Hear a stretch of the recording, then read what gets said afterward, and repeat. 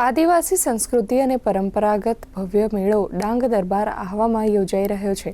ડાંગ જિલ્લા કલેક્ટરના માર્ગદર્શન હેઠળ જિલ્લા વહીવટીતંત્રે 45થી વધુ સ્થાનિક સખી મંડળોને વિશેષ સ્ટોલ્સ ફાળવ્યા છે। વધુમાં 950થી વધુ વેપારીઓને પ્લોટ અને અન્ય મંડળોને પણ તક આપવામાં આવી છે।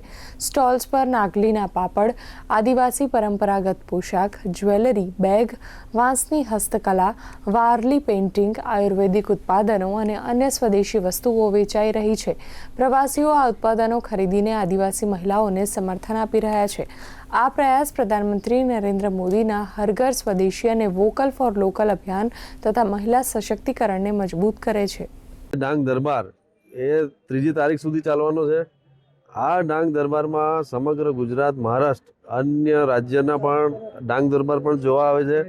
અને આ ડાંગ દરબારની એક મુખ્ય વિશેષતા એ પણ છે કે અહીંયાની જેટલી પણ લોકલ જે વસ્તુઓ, ચીજ વસ્તુઓ બને છે એ પણ વેચાણ અર્થે મૂકવામાં આવે છે। અનેક જિલ્લાઓની અને રાજ્યોની જે સાંસ્કૃતિક કૃતિઓ એ પણ અહીંયા એનું પણ આયોજન કરવામાં આવે છે। અને જ્યારે હોળીના તહેવાર આવતા હોય ત્યારે આ જે ડાંગ દરબાર ખૂબ આનંદ ઉલ્લાસથી દર વર્ષની જેમ આ વખતે પણ ઉજવાઈ રહ્યો છે।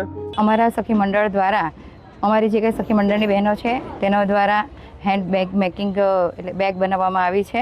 તે ઉપરાંત અમારી બહેનો દ્વારા આજે કંઈ આદિવાસી પરંપરાગત પોશાક છે તેનું પણ તૈયાર કરવામાં આવ્યો છે।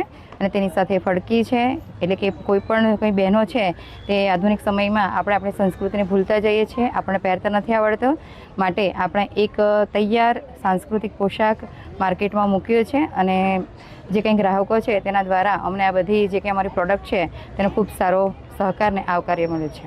હું આવી આજે અને મેં જોયું કે અહીંયા સખી મંડળ તરફથી ઘણું બધું ફૂડ આઇટમ્સ છે જે નોર્મલ અમારી સાઈડ અમે નથી ખાતા, દેખાતું નથી એવું ફૂડ છે। લાઈક રાગીના ઢોકળા, મશરૂમ પુલાવ, મશરૂમના ભજીયા, અને સુંદર મેળો છે, સરસ।